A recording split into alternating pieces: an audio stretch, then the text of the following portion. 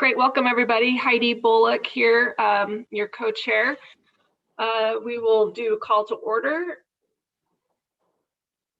Under Portland City Code and state law, the Portland Utility Board is holding this meeting electronically. Board members and relevant city staff are attending remotely, electronically, or by phone, and the city has made it available for the public to listen to the audio broadcast of this meeting. The public will have an opportunity to provide comments during the public comment portion of the agenda and can also provide written testimony to the board by emailing utilityboard@portlandoregon.gov. The board is taking these steps as a result of the COVID-19 pandemic and the need to limit in-person contact and promote social distancing. The pandemic is an emergency that threatens the public health, safety, and welfare, which requires us to meet remotely by electronic communications. This meeting is being recorded. Thank you all for your patience, flexibility, and understanding as we manage through this difficult situation to do the city's business.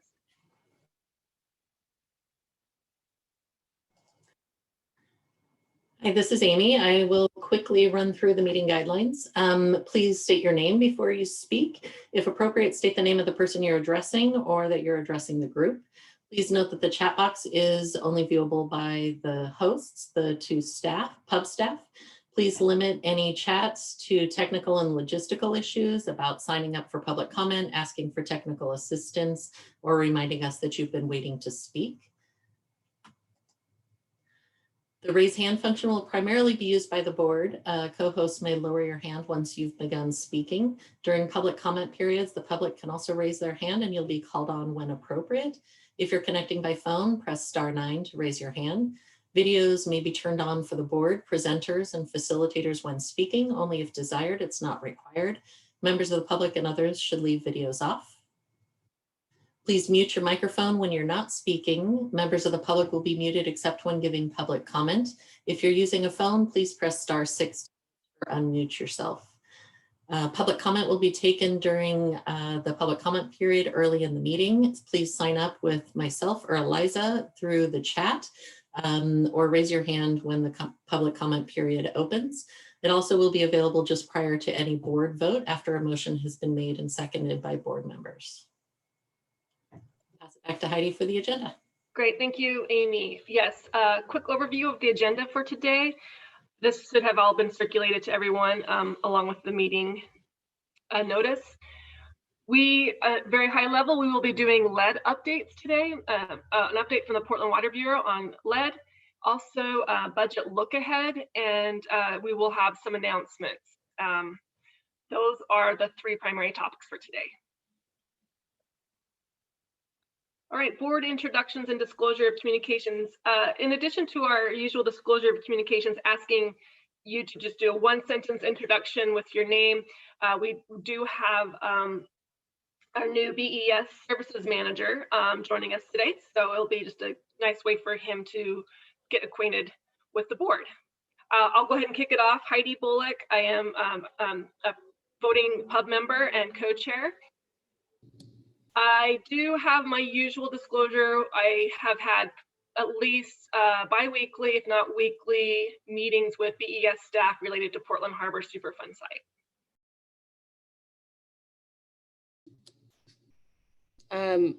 Sorry, Heidi, you wanted to make sure we're also doing introductions as well? Yeah, that was all I had to say about me. Okay, sorry. I just wanted to make sure I wasn't like, anyway, sorry. My name is Dory Robinson. I'm also the co-chair of the Portland Utility Board, and I have no disclosure of communications. Thank you. No, yeah, sorry. So we'll just go in order. Yeah, thanks for that clarification. Sorry, Dory. Good morning. My name is Ted Labby, voting member of the Portland Utility Board. This is my last meeting, or I think it's my last meeting, stepping down. I've had my usual interactions with mostly Bureau of Environmental Services staff with the nonprofit work that I do, and also around the tree program alignments, city tree program alignments. Thank you. Micah Meskel, he, him pronouns, voting member. This is also my last meeting for my term. And I've had several communications with BPS staff regarding the climate test and other proposals coming to council soon. Good morning. This is Karen Spencer, voting member for the pub. I have no disclosures to make today. Thank you. This is Rob Martineau. I'm a Water Bureau employee, also a voting member of the pub in the labor position, and no disclosures. Thanks. Should we also go real quick with our ex officio members, please? Just introductions. This is Amy Chomowitz. I am with the Bureau of Environmental Services. Hi, this is Brian Laurent. I am also with Environmental Services. I am the represented labor ex officio position, non-voting. Thanks. Thanks. I accidentally skipped over Karen Williams. My apologies. No problem. Good morning, everyone. My name is Karen Williams, and I am a voting pub member. I've been serving on the pub for about a year and a half. Thank you. This is Sarah Petrosini. I'm an ex officio member with the Portland Water Bureau.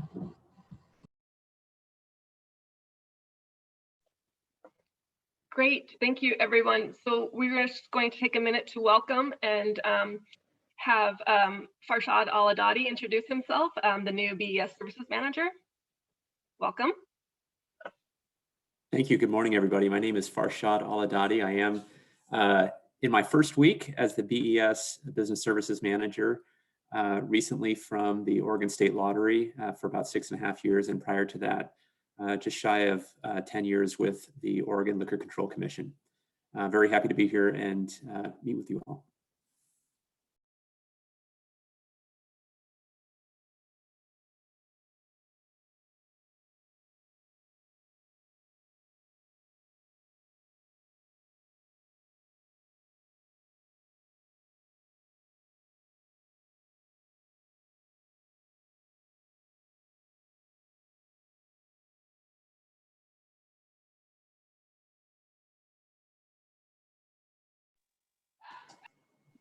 Okay, my apologies. I had to run away. It got really loud in my house. We are on public comment, and we do have one signed up. It's Dee White.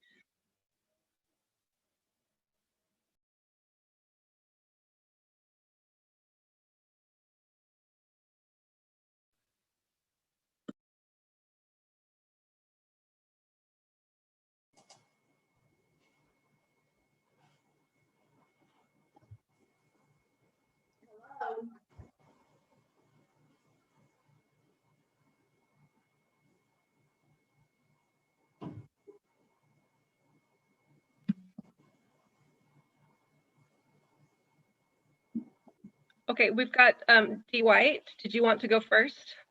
Yes. Okay, y'all can hear me?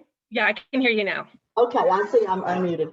Thank you. My name is Dee White, and I'd just like to make a brief comment.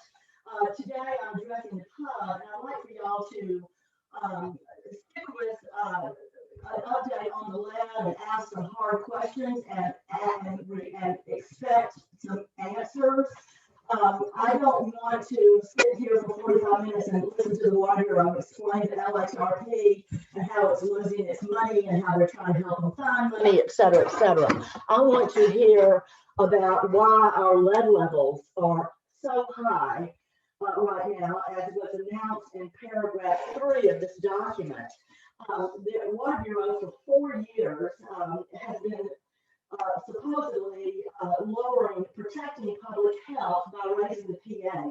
And right now, the pH is supposed to be up to 8.2, and our lead levels have gone up, which is, in my opinion, very devastating news.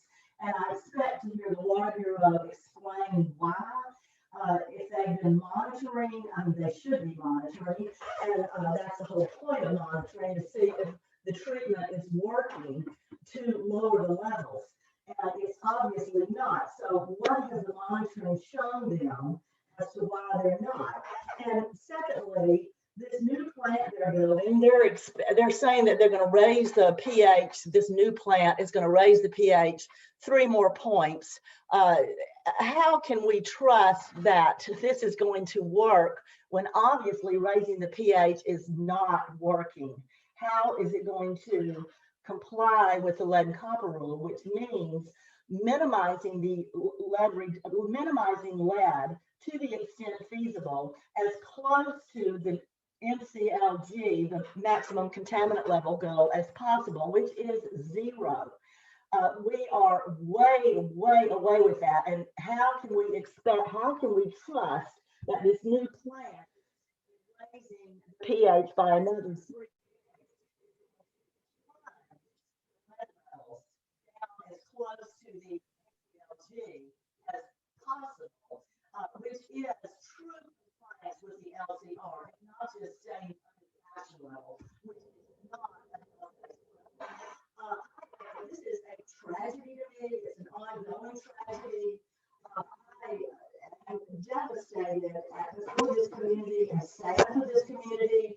I'm sad for all the pregnant women in this community and families with children under 6, families who are struggling to pay their bill, the minorities who are inadvertently more affected by toxins in our environment than anyone else.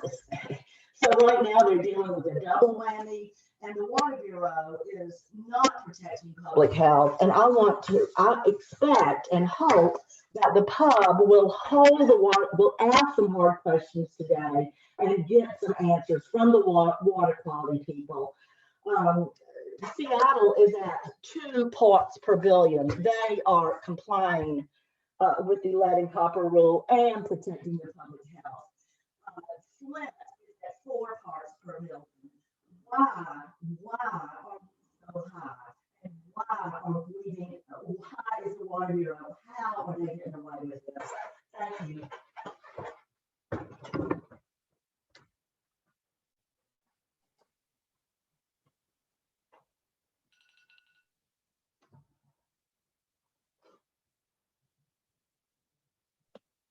Okay, thank you, Dee.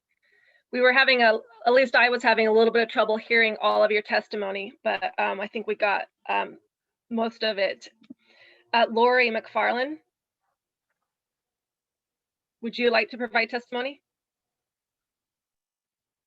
Yes, can you hear me? Yes, you sound fine. Great. Would you also let me know if you're not hearing me properly, as what happened with Dee's testimony? It was hard to hear her all the way through. Just let me know. Okay, thanks. Lori, really quick before you start, I think it would be helpful if you could project. So really talking to the mic. You're not going to offend any of us. Let it out. Can you hear me even better? This is wonderful. Go for it. Excellent. Good morning. Our immediate need during the pandemic is accessible water to wash hands, water that's safe for drinking and always affordable. Imagine the stress of the Water Bureau calling you about bill arrearages. If people living in poverty could not afford water service before the pandemic and resulting unemployment, how can they now? Why not ensure that all low-income neighbors who are disproportionately Black and Brown always have water service? If Detroit can extend their shutoffs moratorium until 2022, with plans to never shut off water ever again, why can't Portland? For years, the Water Bureau has painted water advocates as people with loud voices, never satisfied. But in truth, advocates for lead-free drinking water just want the Bureau to stop the delays and excuse-making. Why not protect our most vulnerable users from exposure to lead in tap water, which is actually a water provider's job and their ethical duty? We've asked for filters and public town halls for quite a while now. We will all continue to ask until all of our neighbors and friends learn that PWB has a problem with lead and what are the steps and actions that they are taking to immediately and significantly reduce it. The truth is, we're not unreasonable. We're just not seeing immediate actions. It's very frustrating. Thank you. Thank you, Lori.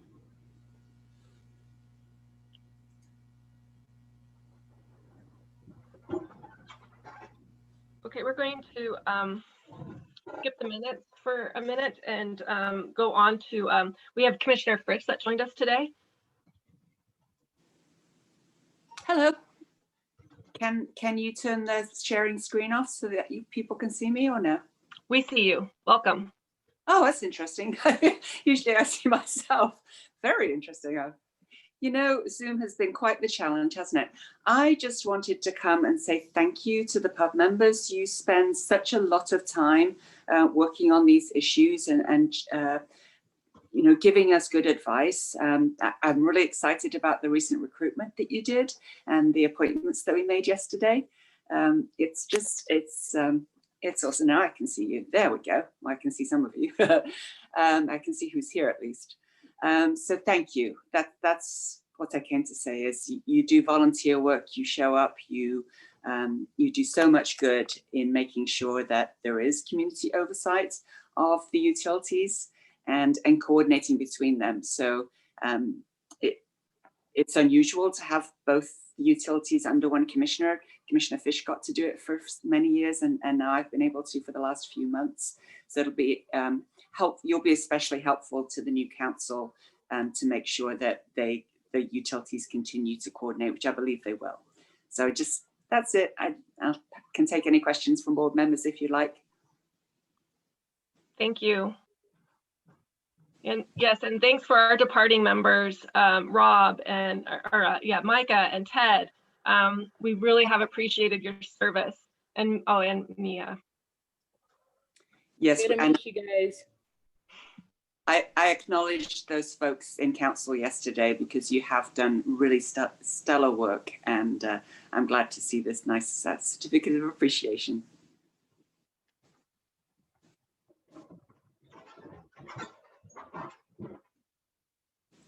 Hi everyone, this is Eliza, and Gabby had a dental emergency, and she gave me permission to share that was her reason for missing this meeting, but she wanted to make sure to pass on her thank yous to the departing board members as well. And here I have to put my glasses on to read.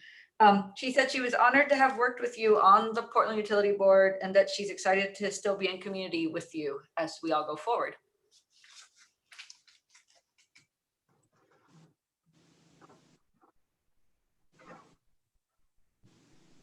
This is Ted. Thank you. I don't know what else to say. Thank you very much for this.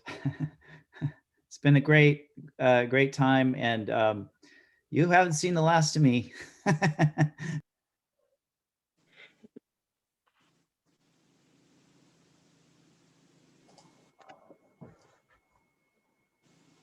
Karen Williams, I see you have your hand raised. You can speak if you want.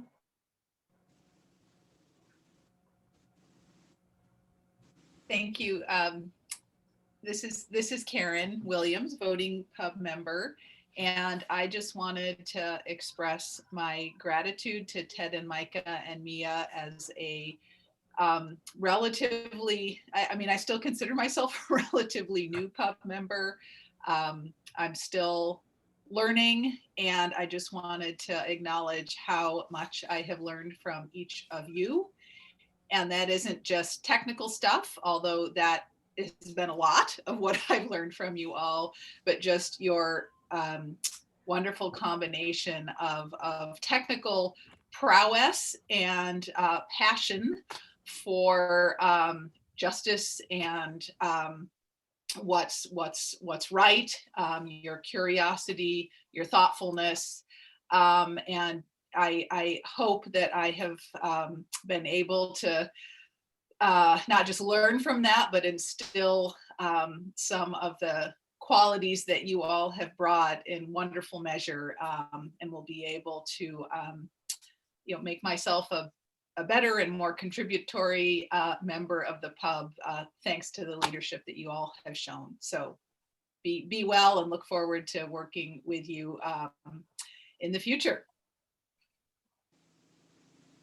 This is Micah. Thank you, Karen and others, for the appreciation, Commissioner Fritz. Yeah, I'm really excited about the new members and all the expertise that our current board members are bringing to the next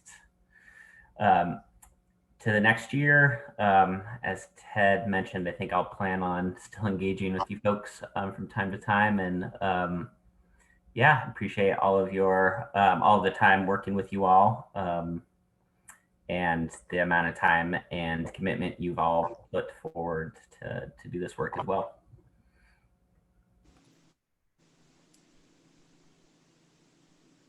Thank you, Micah, and thank you, Ted. I don't know if Mia is in our meeting, but I am so thankful for all three of you. Ted and Micah were actually one of the first couple of folks I met on this board who were so friendly and welcoming and supportive of me and contributions that I could bring to the board. They really poured into me, and Mia joined this board in a very fiery transition, and of old members leaving and new members coming on. But she entered into this spot with so much grace and so much passion to really give it her all and be authentic. I wish she was here today as well to receive this commendation, but I know that this certificate will make its way to her as well. But the three of them, I will miss you, Ted. I will miss you, Micah. I hope that our paths continue to cross again as we continue to do this sort of work. But a big special shout out to the three of you. Thank you so much. Thank you. All right, we're going to move on to our first agenda, our major agenda item, which is lead updates. I'm going to turn Excuse me, can I just say one more thing? And again, thank you for that tribute to the outgoing board members. Just one more thing, I wanted to say thank you to Amy Archer Masters and Eliza for the work that they do. I've known both of you for a very long time in previous work with the city, and you serve the pub really well. So thank you very much. Thank you, Heidi, for letting me interrupt. And I wish you all blessings towards the end of the year. Thank you. Yes, thank you, Commissioner. And yes, I do appreciate Amy and Eliza very much. You guys are a tremendous amount of help. Thank you. So I'm gonna turn this over to the Portland Water Bureau. I'm not sure if it's gonna be Gabe, but someone. Yeah, I can start it off, Heidi.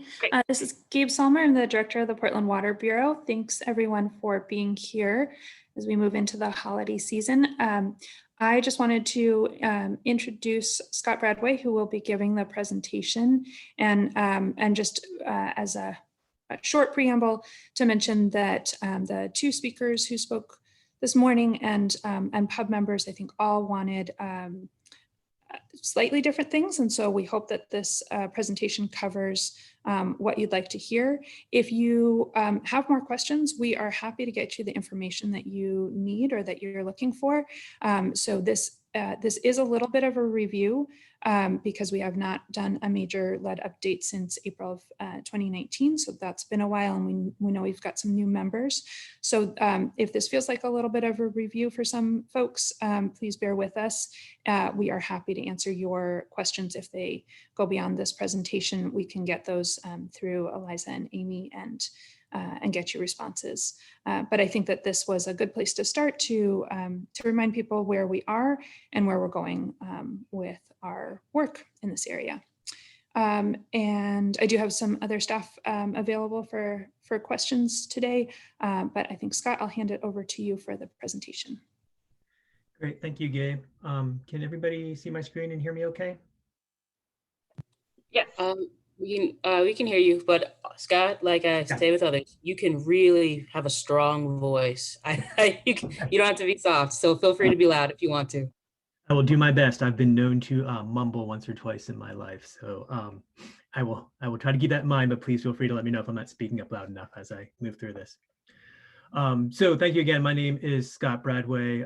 I am a program manager with the lead hazard reduction program here at the Portland Water Bureau. And so as Gabe mentioned, we're going to try to move through some of the early kind of background stuff pretty quickly, and then try to get to where we are currently with the steps we're making to improve our treatment, and then how that will affect our current program in the future. So you all, I'm sure, are familiar with our system. The really kind of key thing I just want to point out here when it comes to lead and our corrosion control treatment is that we're not just looking at how it affects our system here in Portland, but also all the systems that we sell drinking water to. We have contracts with 19 different wholesale providers in the region. And so we're also required to deliver treated water to them as well. So the programs and things we do need to take them in consideration as well. So just start with a quick background on the lead and copper rule. So the requirements for this rule require that large drinking water systems such as Portland's had to complete a corrosion control study. They then had to install corrosion control treatment if the study said that that was necessary by 1998. The rule established a lead action level of 15 parts per billion. This was kind of unique in that most other rules establish what's called a maximum contaminant level, which sets limits you can't go above without being considered a violation.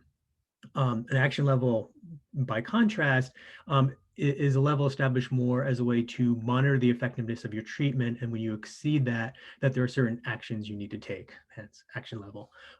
So those in this rule, those actions, some of those actions you need to take are to begin lead service line replacement if they're present in your system, to notify your customers through education and outreach activities to let them know that your lead levels are above the action level, and that you are to reevaluate your existing corrosion control treatment. So some other points to note about Portland. So one thing that's kind of unique about Portland and the West Coast in general is that lead service lines just weren't used back when they were kind of in favor. We just never used them here. What we did use, however, for a period of time are these things called pigtails or goosenecks or service connectors. They are these short 1 to 2 foot long pieces of pipe. And then in this diagram, you can see them as that gun and gray piece out by the street that connected the service line to the main. So the big pipes in the street, you had this little flexible lead connector that connected to a galvanized service line. And then that galvanized pipe ran all the way to the meter and then on into the customer's home. We removed all known lead pigtails by 1998. Those were all removed from our system. So we don't have any known lead pipes in our system. So what's left for the main sources of lead in Portland is copper pipes with lead solder. These are most commonly found in homes built from 1970 to 1985. In 1985, the use of lead solder was banned. Prior to 1970, galvanized piping was much more common in homes around Portland. So what that means is about less than 10% of all the surface connections in our area have buildings that have copper pipe, or buildings that were built between 70 and 85. So the highest risk homes make up less than 10% of all the homes in our service area. Additionally, though, we do find that some fixtures like faucet fixtures that were installed prior to 1985 can have a brass compound that has elevated levels of lead. In 85, rules were passed that limited the amount of lead that can be used in brass. That was then limited even further in 2014 to now less than 0.25% lead by content. But overall, what we find here in Portland is that lead paint is really the greatest source of exposure to lead.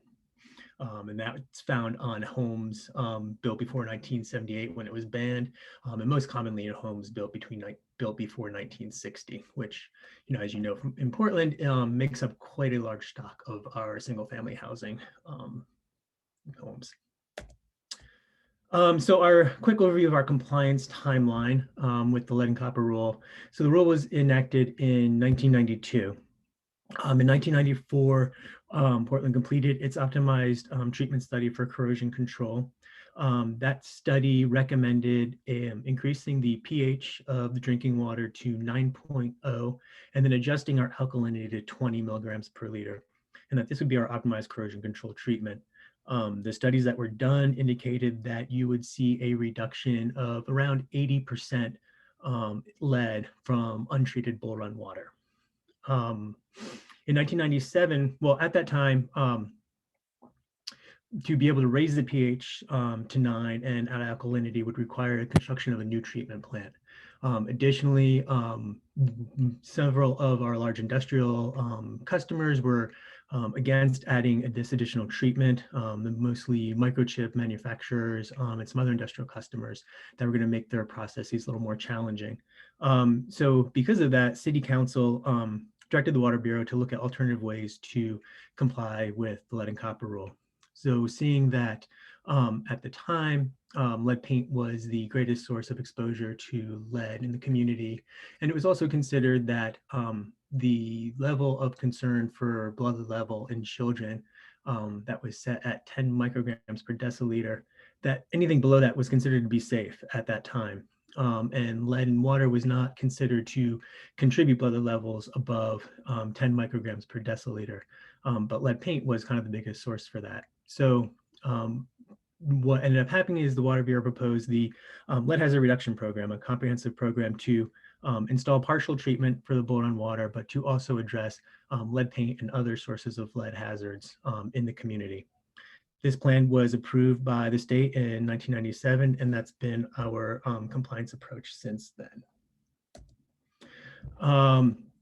So quick overview of what our lead hazard reduction program is. It's a 4-part program. As I said, was approved as our compliance approach in 1997. It includes education and testing for lead and water, public education and community outreach for all sources of lead. We provide matching funds, local matching funds for a Portland Housing Bureau lead paint removal grant.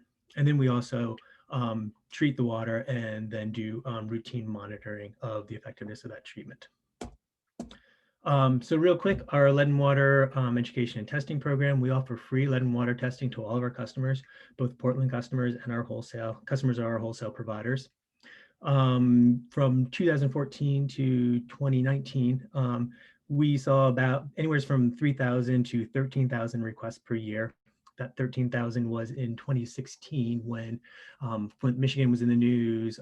There was a lot of media coverage around lead in schools across the nation as well as here in Portland. But 3,000 is probably a little more accurate, representative of what we see on an average year. We see about half of those sample requested tests come back and get analyzed. So we end up testing about 1,500 to 7,000 samples.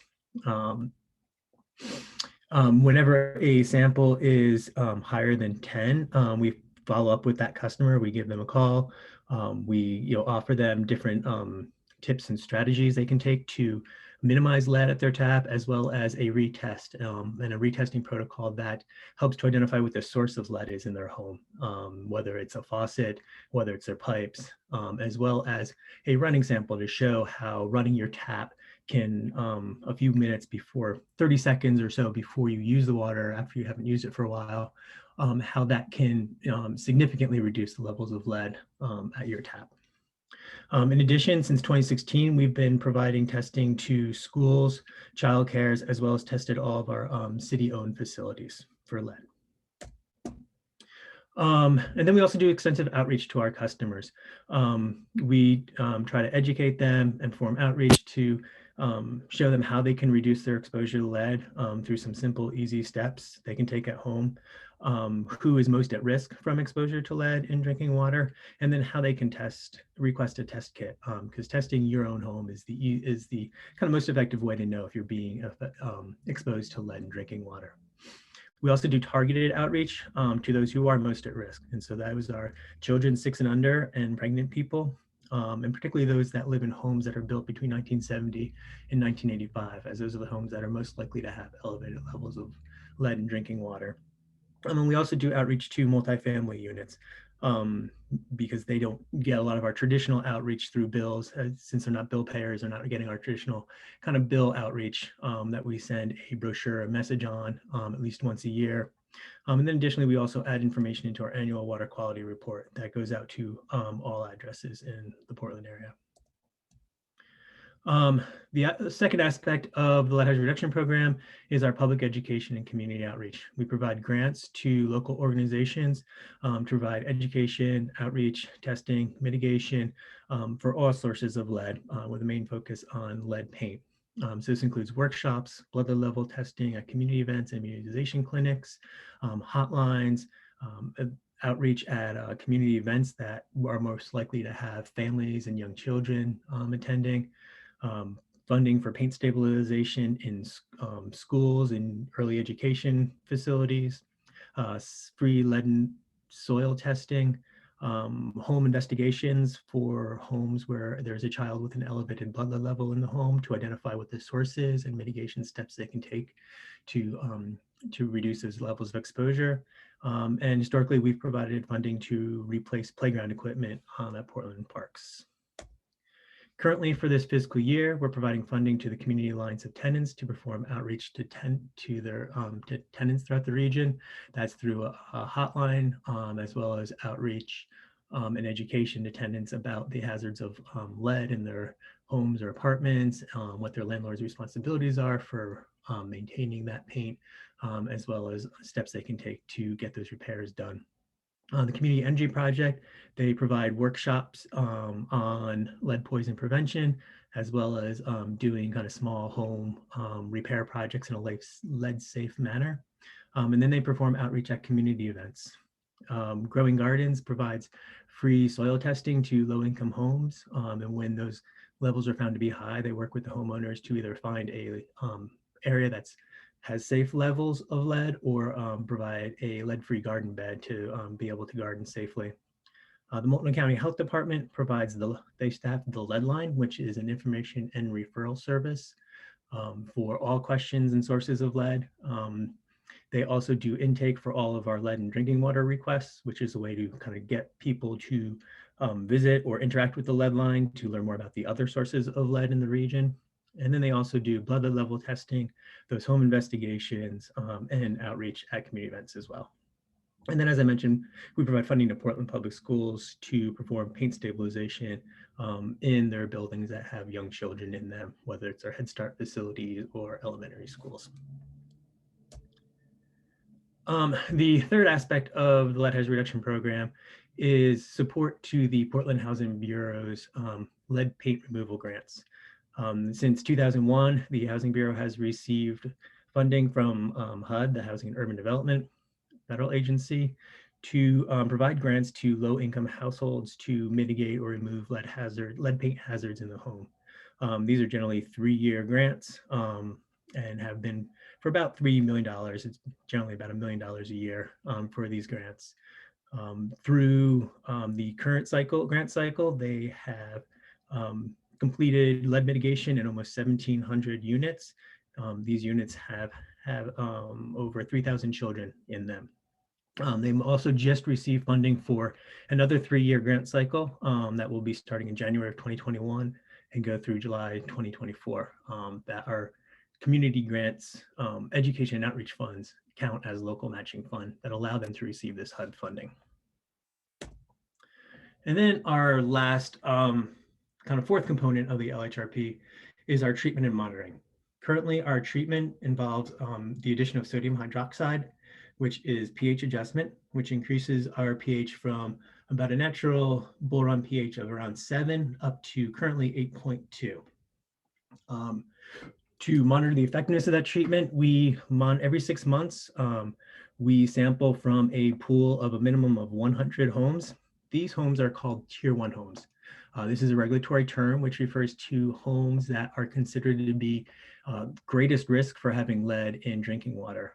They have to be built in a certain period of time, 1983 till June of 1985. And we have to confirm that these homes indeed have lead solder joining their copper pipes in them. The samples that we collect from these homes are samples that have to be stagnant in their pipes with no use of water in their house for at least 6 hours. So this is to collect a representative of what really we consider to be like the worst case scenario for lead in our drinking water in these homes to be. They're not necessarily representative of our whole system, but mostly the worst case scenario. In addition to that monitoring, we do water quality monitoring throughout the system. We collect daily pH at the entry point to our distribution system. So that's essentially at as the water leaves the treatment plant at Lusted Hill. On a quarterly basis, we collect pH and alkalinity throughout our distribution system.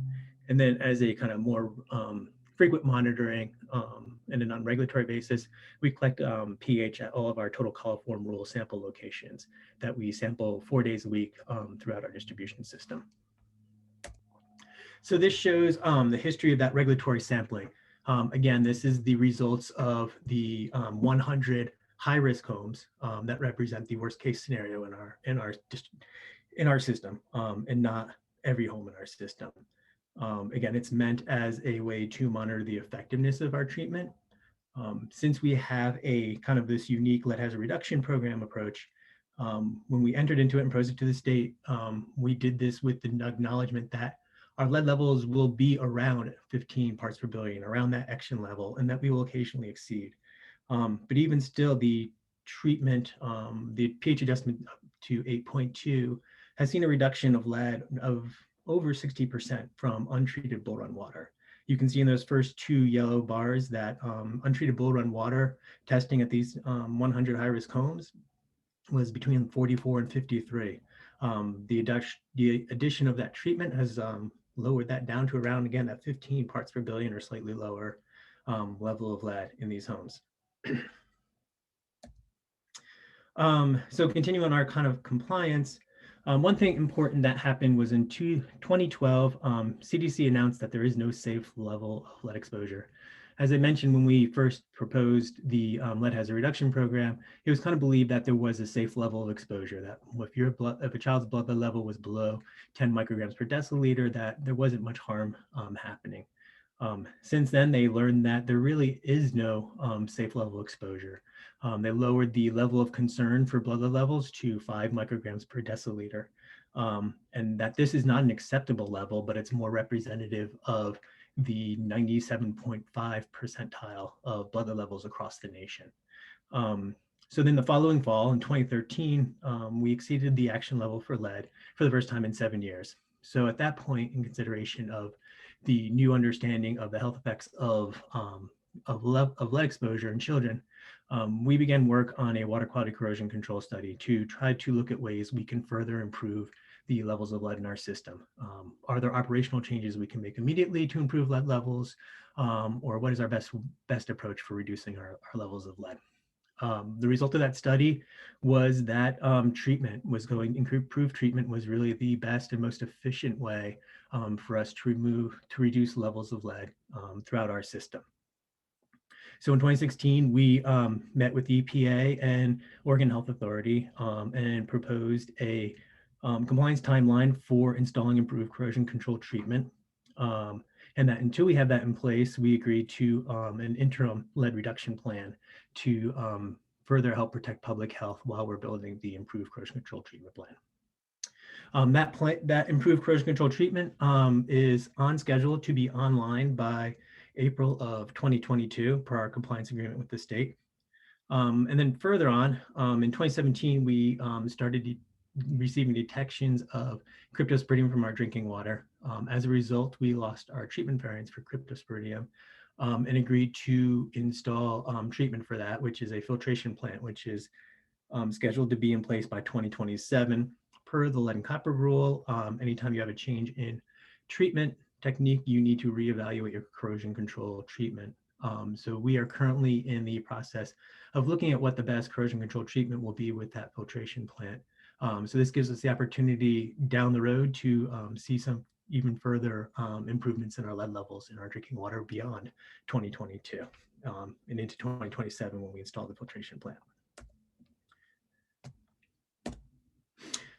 So the improved corrosion control project, it's currently under construction. As I said, it'll be on schedule to be in place by April 2022. It'll be out at our Lusted Hill facility, is essentially an expansion of our Lusted Hill facility. It'll increase the pH of the bull run water from a natural 7.0 beyond our current treatment of 8.2 to a pH of 8.5, as well as adding alkalinity of 25 micrograms per liter. So I think one of the questions brought up earlier before the meeting was why 8.2 isn't sufficient and how we'll go into 8.5 make that much more of a difference. So I think one thing that is known why alkalinity is the key here is that our current alkalinity at 10 milligrams per liter, what alkalinity does is it helps to stabilize pH in our distribution system. So without the addition of alkalinity, further increasing our pH, it actually becomes less stable throughout our distribution system. And when pH isn't as stable, it's less efficient for the reduction of lead. So being able to add this alkalinity allows us to raise the pH even further and will help with the performance of pH. Even at 8.2 with alkalinity, the pH will be more effective. Additionally, that 8.5 is what we hope to see throughout our system in the distribution system. Currently, that 8.2 is just leaving the treatment plant. So it really is kind of a greater increase than just 3 points. We'll probably be slightly higher leaving our treatment plant than 8.5, but we'll see less decline of pH throughout our distribution system. So it is a greater improvement in treatment than it kind of looks there. And we'll be doing this with in a slightly different way. We currently add sodium hydroxide to our water to increase the pH, but that doesn't affect the alkalinity. So we're going to be adding soda ash to increase our alkalinity. And what that actually does is as you increase the alkalinity with soda ash, it actually increases the pH beyond our target of 8.5. So then we'll add carbon dioxide, which is just like bubbly water. It's an acid, and that will actually bring the pH back down to our target. So until this is online, and since 2016, we've been operating our lead reduction plan. That was an increase of pH from 8.0, which is where we were at prior to 2016, up to 8.2. We've been doing some targeted flushing, areas where we see clusters of homes with elevated levels of lead. We go out and do some flushing to improve the water quality there, which helps to increase the stability of that pH that I was discussing. We also manage for water age. As water gets older, the chlorine residuals decline throughout the system. That can increase microbial activity, which can also depress pH, which can increase lead levels. So by managing water age more aggressively, we can hopefully keep our lead levels as low as possible under our current treatment.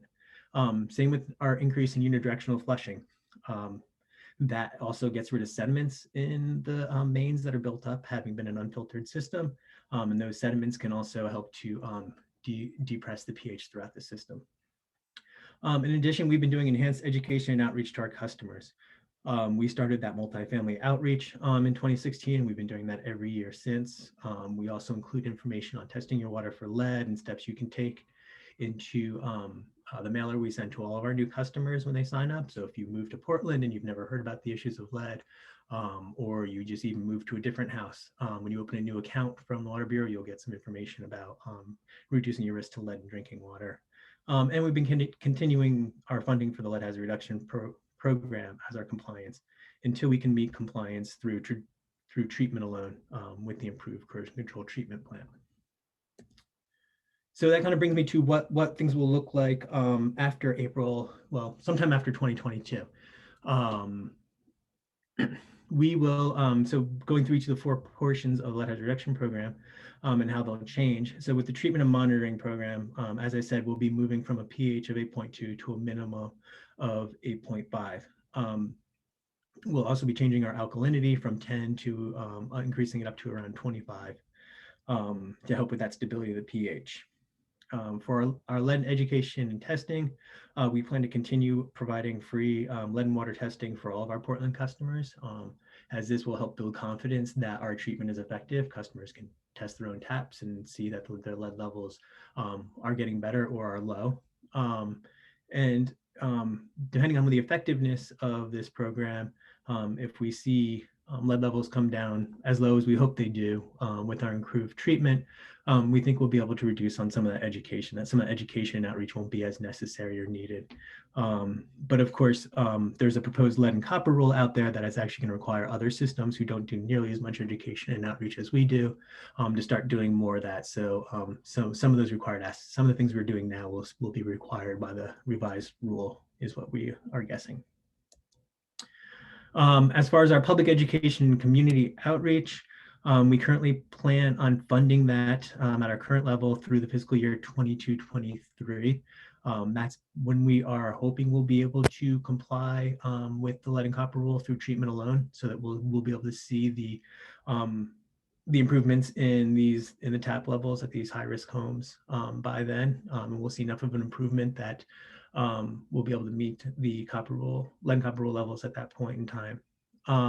We will, however, provide at least an additional year of funding to the Multnomah County Health Department, and that's to continue to provide those home blood level investigations.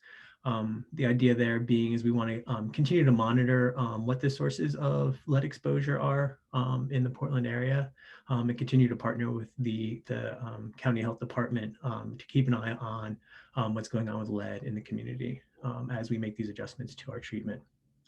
And as far as the lead paint removal grants, fortunately, the funding we'll be providing through fiscal year 22-23 will be sufficient match fund for the current grant they received from HUD that will last through 2024. However, after 2024, to continue to receive further grants, the Housing Bureau will have to identify other sources of local grant funding. So in summary, we are currently in compliance with the lead and copper rule with our lead hazard reduction program, our interim lead reduction program, and by maintaining by staying on schedule to get the improved corrosion control treatment in place by April of 2022. And that is on track to be online by April 2022.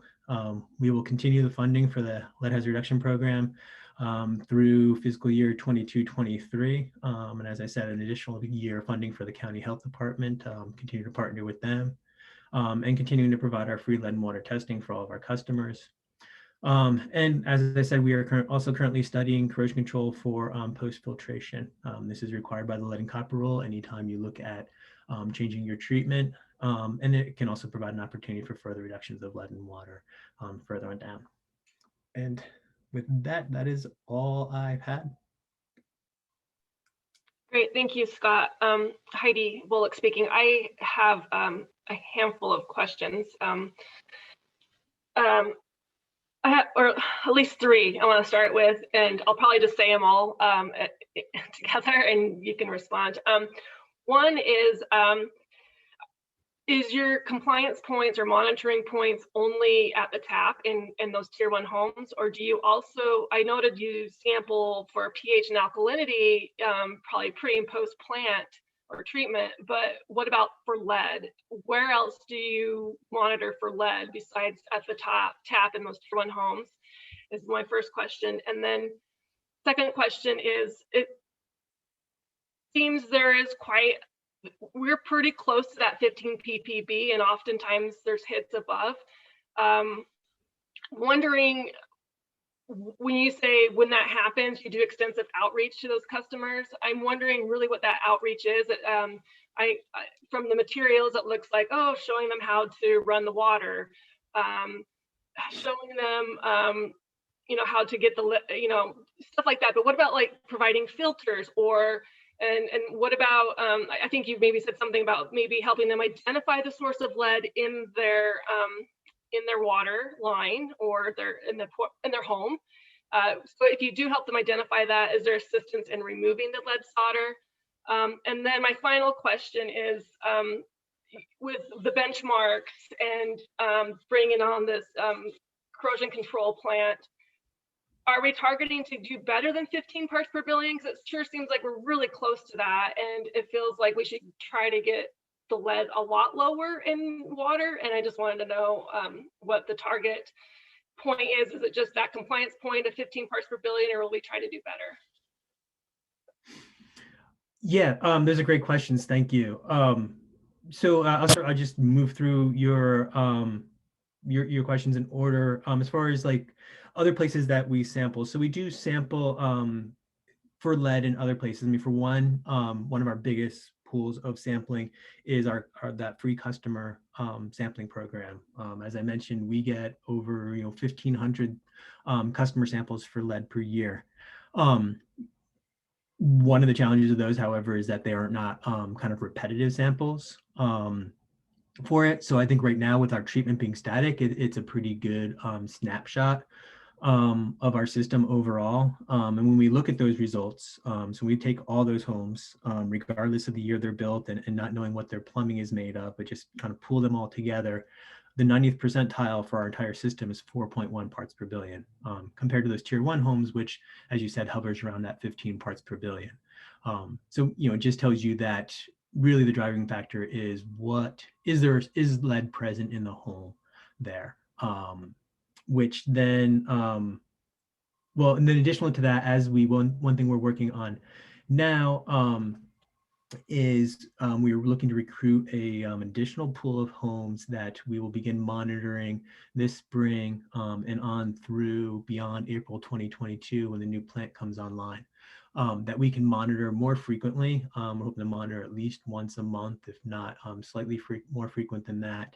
And these are going to be homes we select from our customer samples that have high levels of lead, because we want to be able to look at these homes that have where lead is present to be able to see the decrease. If there's really no lead present and you keep monitoring, you're never going to see any effectiveness of the treatment. So you need to look at where it's high so you can actually see the effects of this treatment. So we're going to start monitoring these homes that we recruit on a regular basis throughout the implementation of our treatment, so we can see how effective on a much quicker, more rapid response than this every 6 months regulatory monitoring, and know how much we need to adjust our treatment and how fast we need to adjust it.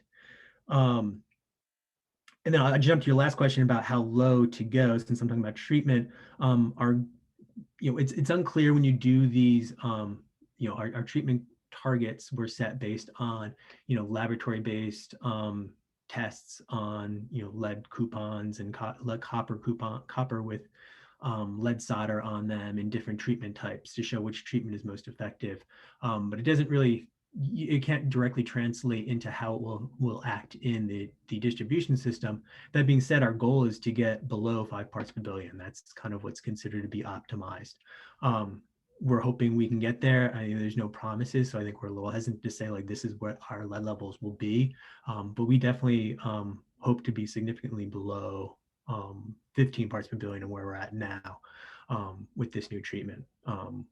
And that's what we would need to do to be able to get, to be able to move away from the lead hazard reduction program as our current compliance approach to it.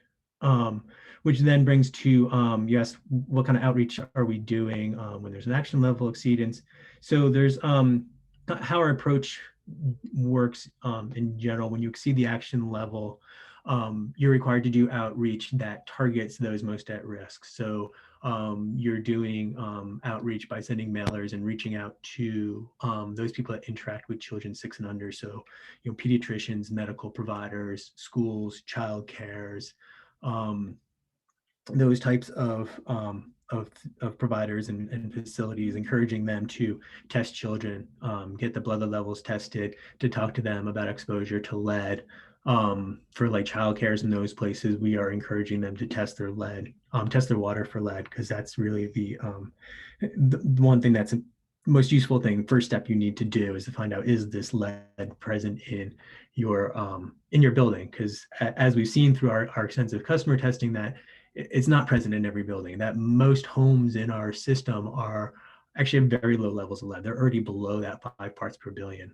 We're really focused on and trying to reach out to through this targeted outreach, those homes that have lead plumbing, lead solder in their plumbing. And so that's why we start with test your water for lead. That's our first step, is test your water, find out, is it present in your plumbing? And if it is, that's when we do the kind of more detailed work with these customers. All the customers receive those kind of those simple steps you can take to reduce the levels of lead in your tap. The most simple, most effective one really is just run your water.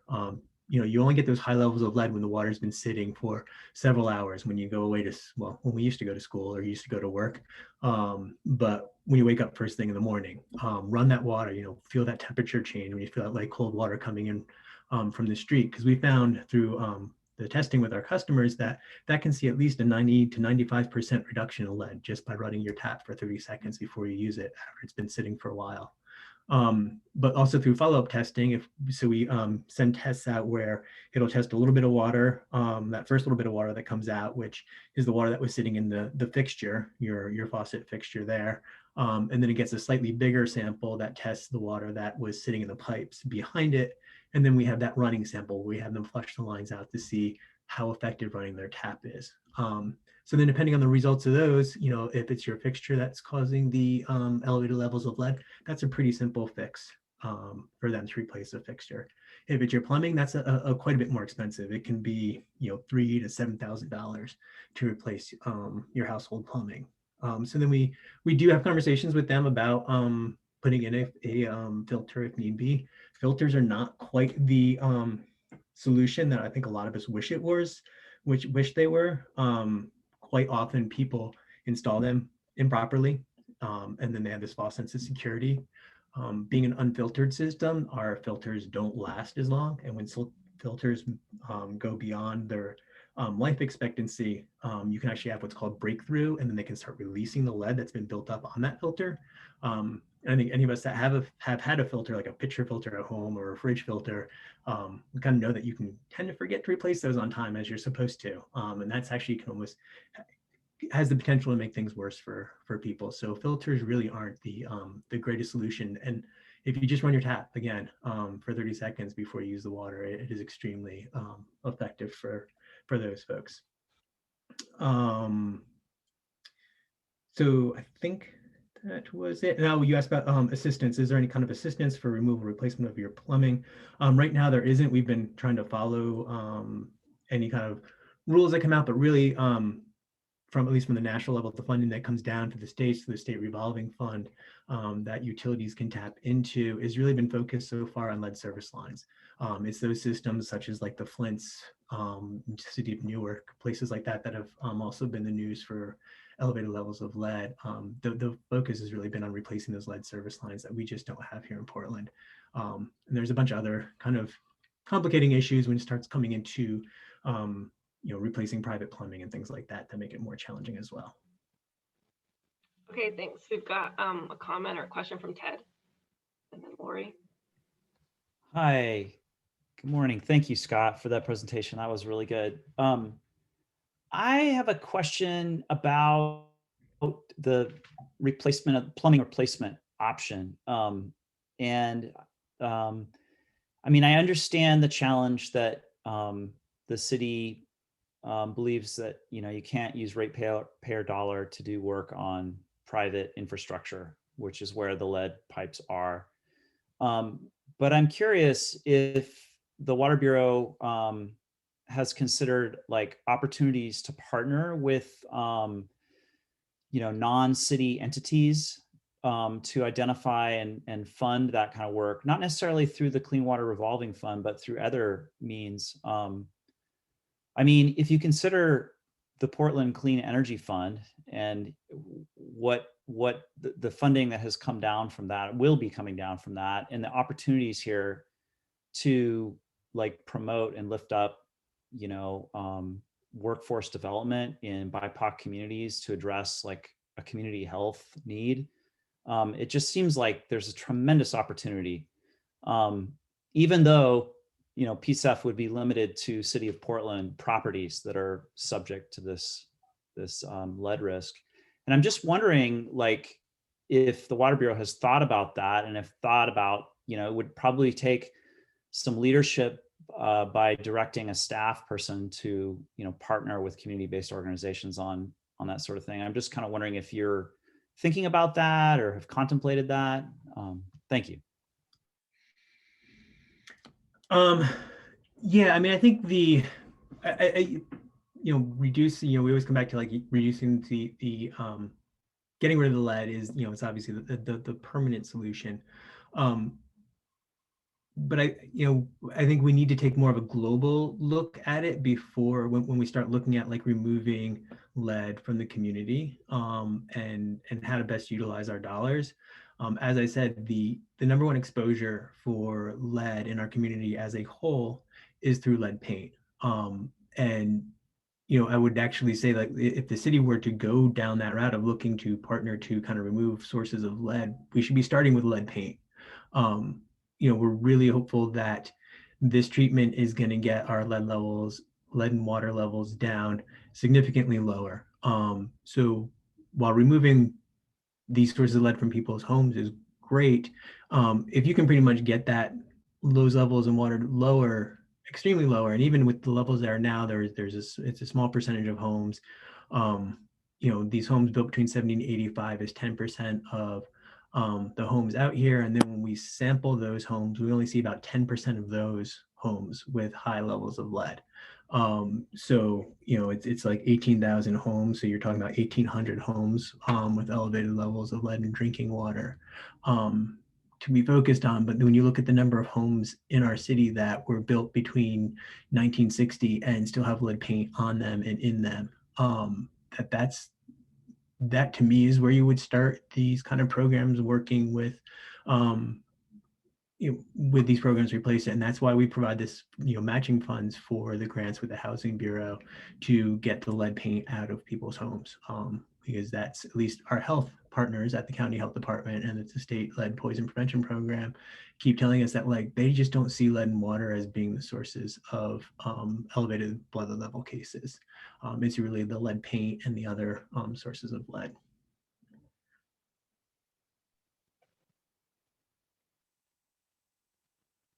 Lori, did you have a question or comment?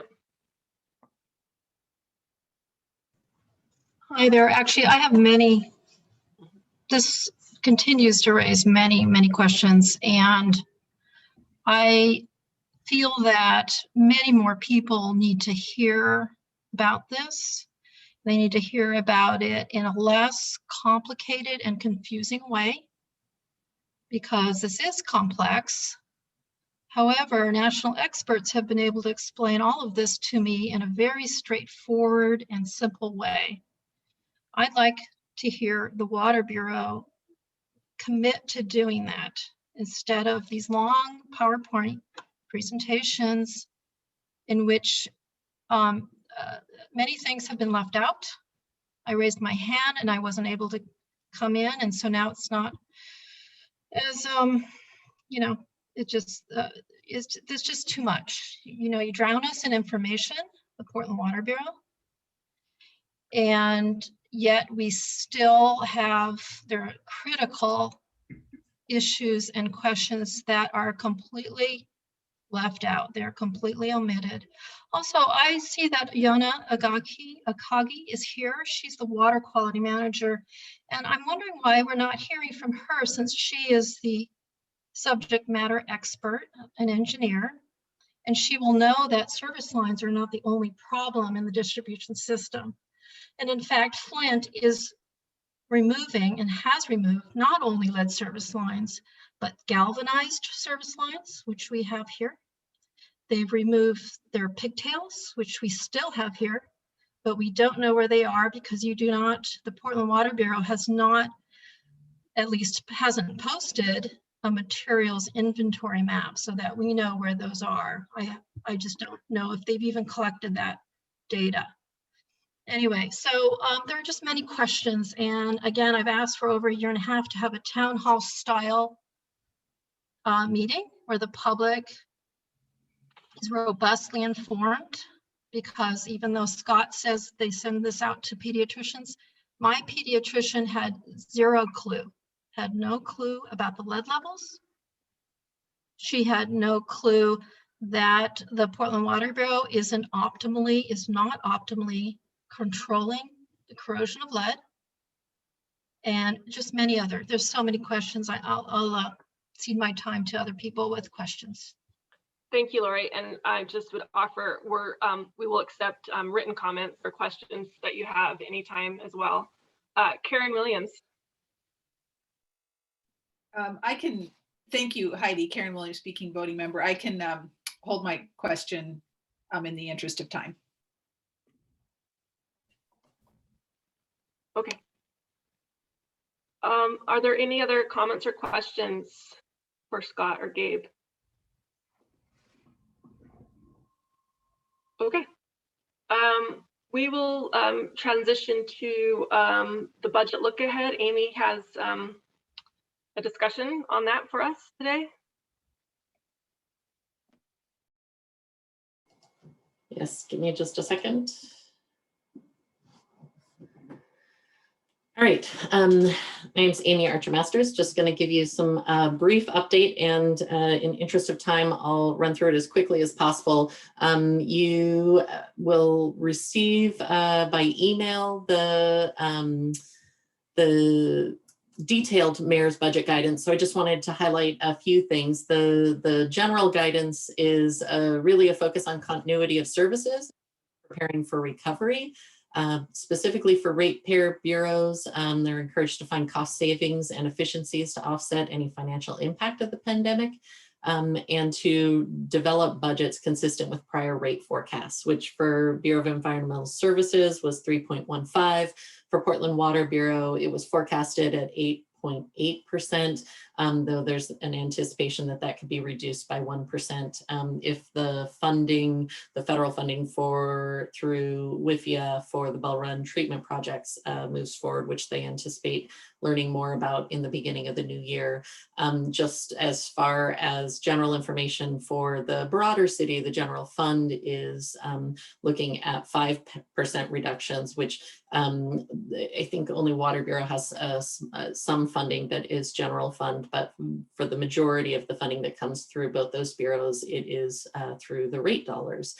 So we'll certainly learn more about from the bureaus as we move into the new year, but that is the guidance that is coming from the mayor's office. As far as next steps for the pub, right now in December, January is really the busy time for the bureaus as they're developing their requested budgets. It's an odd time for you all because you have new members coming on board. And I'm sure for those of you who joined just a year and a half ago, you know that even when you joined in July, that moving into budget season in December through March, there was a lot to learn and to feel up to speed in order to really feel like you could comment on budget stuff. So it's going to be a challenging year because it's even later in the year this year, but budget will certainly be one of the top topics that we're focusing on in the onboarding of new members. Those meetings, of course, for anybody who's interested in refresher, are open to the rest of the pub members as well. The Bureau's requested budgets will be due at the end of January. One of the deliverables for the pub is a letter to go with the Bureau's requested budget. Now it's early in the process from pub's perspective because you really need to see the requested budget in order to really comment and provide recommendations, and then you have more time in order to do that because those conversations will be happening later in spring. So that initial letter is usually more of kind of highlighting what your values are and kind of early recommendations, particularly around something that you know will be a priority like the financial assistance programs. In the prior year, we did do program prioritization just to identify kind of the top 5 programs for each bureau to focus any of your meeting time and discussion on. So that is something that we plan to and can do that will go out as soon as possible early in January so that we can identify the programs that folks are interested in. Obviously, that is still going to provide opportunity for pub to provide feedback and review their full budgets as well as any kind of major projects or programs, particularly in this year where the bureaus are looking at just maintaining services. So there are not, at least at a base level, significant changes that are coming forward that haven't already been discussed, like the reorganization at BES. So we'll talk more about that as we move forward. But those are kind of the key next steps. It does get very busy. And with our new meeting schedule, there's a lot less meeting time for us to spend on all of these topics. So we certainly will need to hear from all of you members to know what your priorities are for any meeting time discussions, and particularly so that the bureaus really focus any information that they're sharing with you, either in writing or in meeting, on what are the biggest issues that you want to have addressed. Are there any questions or concerns or information to share as we move forward? Not for me. Thanks for the recap, though, and the reminder. All right, Okay. I will pass it. Yeah, so this month concludes my co-chair responsibilities, and so come January, we'll be looking for another co-chair to support Dory in that role. So here on the slide, you'll see what the procedures are. Do you want to walk through that, Amy? Yeah, I can share just really quickly. I think the main reason we wanted to share this as we look back at your procedures is, again, because this is happening at the end of the calendar year, we recognize this is difficult and a lot to cover. And so we'll be sending information out in writing as well. But for anybody who's interested in volunteering to step into that role and take over where Heidi leaves off, and share with Dory and our planning between meetings and facilitating of the meetings. It's such an important role for this group. So anybody who's interested, we're just asking you to let us know. So we do, by the procedures that would take place at the January 5th meeting. So we would need to include your name on the agenda.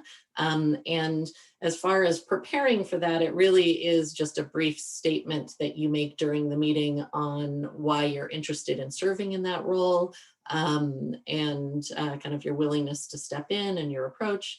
And then, that will be discussed at the meeting, and then a vote will be taken. So I'm hoping there's at least one or more people who are out there willing to that lion's share of work that Heidi and Dory have been doing to help support Dory moving forward. Yeah, and I would just say, this is Heidi speaking. It is nice having two co-chairs and just to kind of share the load. So yes, great. Absolutely. Everybody's leaving me. I'm gonna miss Heidi so much. Heidi has been an incredible leader in this role. I'm glad that she gets a break from it though at the same time, but I'm gonna miss my co-pilot. Guys, I know it seems like I bite, but I don't, okay?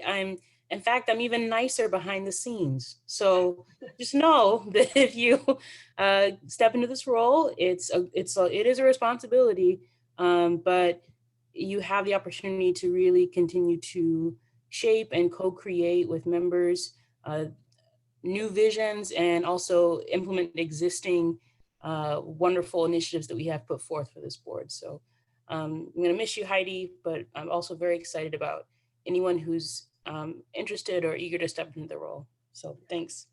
Welcome. All right, Eliza, tell us about our new pub members. Yeah, we can move the slide. And I want to make sure everybody knows that what you're doing in January is making a recommendation. The mayor actually appoints the co-chair.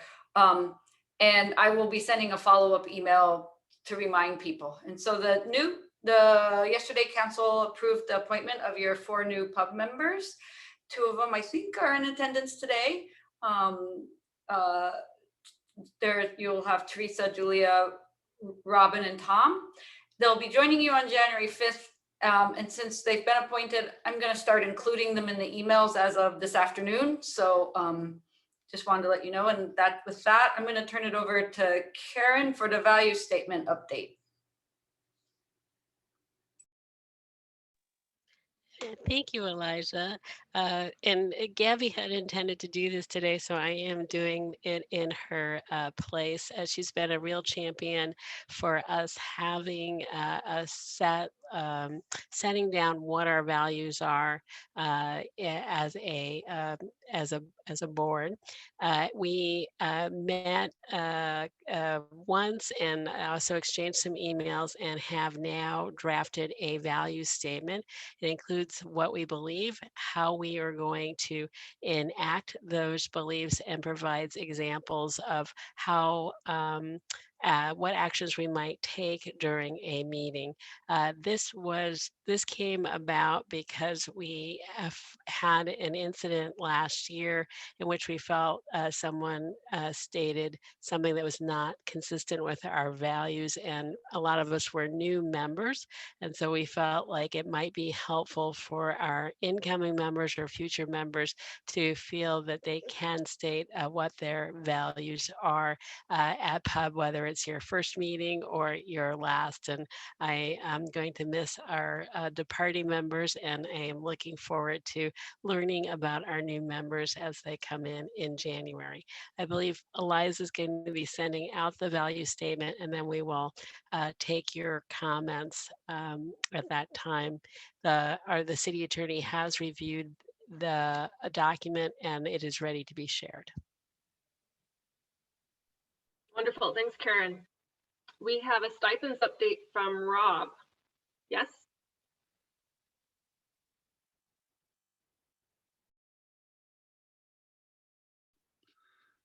Okay, I know that we all were emailed. I believe everyone was emailed this, so I don't know that there's a lot to go into that you haven't already seen. That it seems like we're kind of at square one, but it's being revisited.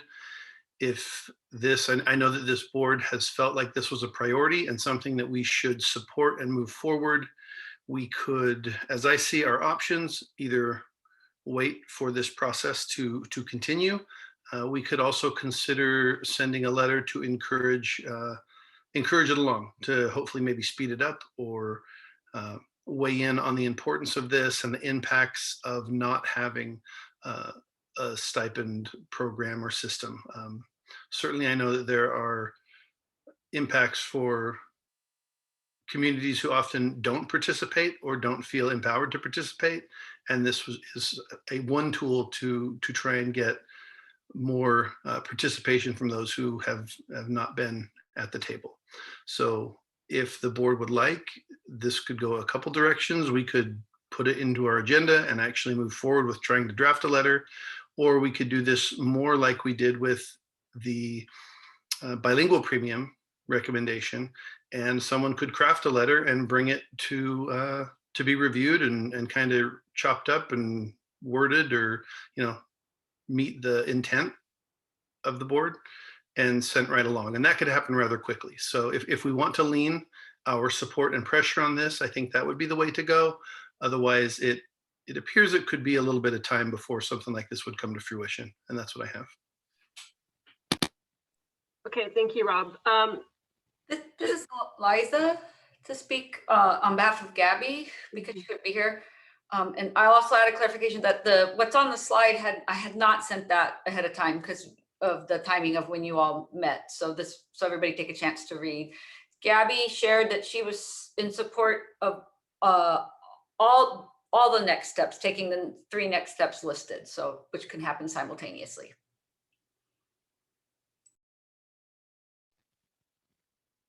Okay, thank you. I like Rob's recommendation of having a volunteer work on this, just because as you guys are all seeing, we're having a hard time getting a lot of our work done in these agendas and in our meeting times. And I agree with Rob, like how we did with the bilingual pay, that it will happen quicker. Do we have, Rob, do we know, would it be you and or Gabby that would be offering to do that, or do you need support from the broader board? I think that there's probably others better equipped to write about the impacts of not having a stipend. Certainly the PUB in our bylaws, or in charter, I should say, it's provided for that we aren't paid, but that we can be reimbursed by our employers or, on work time, do this kind of a thing, but nothing in excess of that. I know that there are city rules, and that's really what the meetings are about, is about how they could facilitate or appropriately create a stipend system. So the impacts of that, I don't feel really well equipped to speak to. Certainly those come from an equity perspective, and certainly with some of the privilege that I have enjoyed, I think that I may not be the best voice for that. So I would encourage others. I would certainly help on the sideline, but I guess we have to be careful of having 3 and becoming a subcommittee with our public meeting rules. So right. I would love to help somebody, but I don't feel like I should take the lead on this like I did with the bilingual premium. Since Gabby couldn't be here today, oops, sorry, Karen, you're raising your hand. I'll be quiet. I just have a quick question about the citywide staff meeting.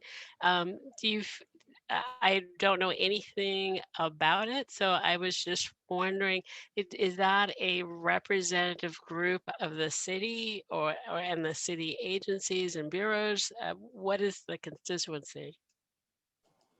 The meeting on the 10th was open to city staff, and it was largely the people. It's a equity and community engagement monthly meeting, so it's focused on folks who are working with community. It was open to all, but I would say that the most of the people who were attending were actually doing like community facing work for the city. And then the one on the 21st, again, would be open to all city staff, but I would expect, because it's focused on advisory bodies, to be advisory body specific. Does that answer the main question? Yes, it does. Thank you. And I was going to propose, since Gabby couldn't be here today, that maybe I could, because I'm going to be sending you all a follow-up email. I could actually, Rob's offered to be a second. And so if we have one other person, ask Gabby if she wants to, but also open it up. Does that make sense to people? Yeah, I was going to suggest the same thing. Thank you. Anyone opposed? And if there's a second person that wants to participate, I'm more than happy to step back on this. Thank you. Okay, we are a minute before close here. I don't know if Karen or Liza wanted to try to squeeze in the bylaws and code update.